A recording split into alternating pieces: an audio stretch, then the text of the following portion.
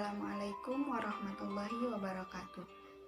Di sini saya akan menjelaskan tentang pengertian hadis dan sinonimnya. Pengertian atau definisi hadis menurut bahasa yaitu hadatsa yahdusu hudusan wa hadasatan, yang berarti baru. Sedangkan menurut istilah ialah afwaluhu sallallahu alaihi wasallam wa af'aluhu wa ahwaluhu, segala ucapan, perbuatan, dan keadaan Nabi Muhammad SAW, baik sebelum maupun sesudah beliau menjadi Nabi. Selanjutnya yaitu bagian-bagian hadis. Hadis yang periwayatan sanadnya sampai kepada Nabi Muhammad SAW dinamakan marfu, sedangkan hadis yang periwayatan sanadnya hanya sampai kepada sahabat dinamakan mauquf, dan hadis yang hanya sampai kepada tabi'in saja dinamakan maktub. Macam-macam hadis. Yang pertama yaitu hadis qauliyah atau hadis perkataan Nabi Shallallahu alaihi wasallam. Contoh hadisnya yaitu An Umar bin Khattabi radhiyallahu anhu qala Rasulullah Shallallahu alaihi wasallam innamal a'malu binniyat, yang artinya dari Umar bin Khattab radhiyallahu anhu berkata, Rasulullah Shallallahu alaihi wasallam bersabda, sesungguhnya segala amal itu dengan niatnya. Hadis riwayat Bukhari dan Muslim.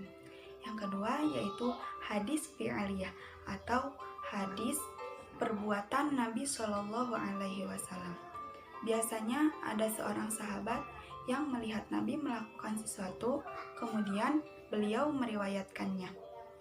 Contoh hadisnya yaitu khudhu anni manasikakum, yang artinya ambillah dariku cara-cara mengerjakan haji. Ketiga yaitu hadis takririyah atau hadis persetujuan Nabi Shallallahu alaihi wasallam, yakni segala perbuatan atau perkataan sahabat yang diketahui oleh Nabi, kemudian beliau menyetujuinya atau meluruskannya.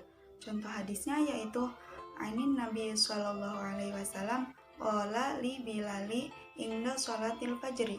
Rasulullah Sallallahu Alaihi Wasallam berkata kepada Bilal di waktu salat fajar, wahai Bilal, apa yang engkau lakukan? Kenapa Nabi bertanya? Karena Nabi pernah mendapatkan wahyu bahwa beliau mendengar suara terompah atau sandal terompahnya Bilal sudah terdengar di surga. Kemudian Nabi bertanya kembali, memang amalan apa yang sering engkau lakukan wahai Bilal? Kemudian Bilal menjawab, yang intinya bahwa Bilal selalu melaksanakan sholat sunnah.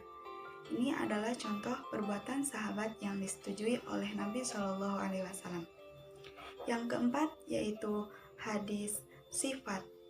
Hadis sifat ada dua. Yang pertama, hadis sifat yang berupa fisik Nabi Shallallahu alaihi wasallam. Contoh hadisnya yaitu kana ahwa dan nasi wa ajmalan nasi wa asja'an nasi, yang artinya beliau adalah orang yang paling dermawan, yang paling tampan, dan yang paling pemberani. Hadis riwayat Bukhari Muslim.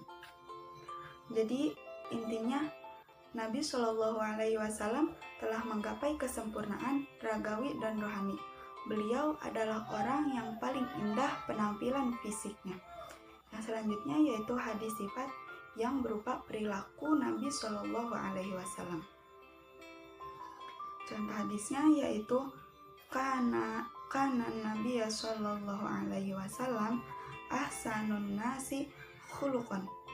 Rasulullah Shallallahu alaihi wasallam adalah manusia yang paling baik akhlaknya.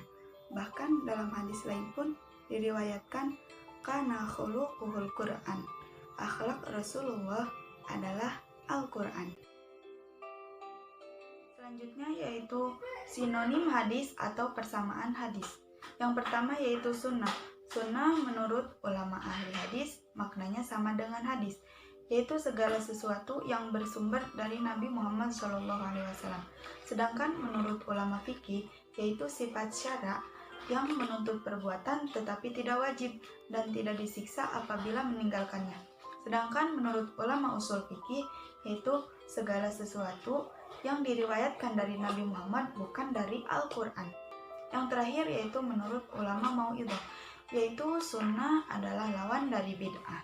Yang kedua yaitu khobar, yang artinya berita yang akan disampaikan oleh seseorang kepada orang lain, atau ma'udhifa ila Nabi sallallahu alaihi wasallam wa ila ghairihi, yang artinya khobar adalah segala sesuatu yang disandarkan kepada Nabi Muhammad sallallahu alaihi wasallam dan yang disandarkan kepada yang lainnya. Yang terakhir yaitu atsar yang artinya yaitu peninggalan atau bekas sesuatu, dan bisa juga yaitu ma'udhifa ila sobi awit tabi, yang artinya segala sesuatu yang disandarkan kepada sahabat dan kepada tabi'in. Jadi kesimpulannya yaitu hadis sandarannya adalah Nabi Muhammad SAW, aspeknya perkataan, perbuatan, persetujuan, dan sifat. Selanjutnya yaitu sunnah, sandarannya yaitu Nabi dan sahabat, aspeknya adalah perbuatan. Dan yang selanjutnya adalah khobar, sandarannya yaitu Nabi dan yang lainnya, aspeknya yaitu perkataan dan perbuatan. Dan yang terakhir yaitu atsar, sandarannya yaitu sahabat dan tabi'in, aspeknya yaitu perkataan dan perbuatan. Sekian dari saya, mohon maaf apabila ada kesalahan. Assalamualaikum warahmatullahi wabarakatuh.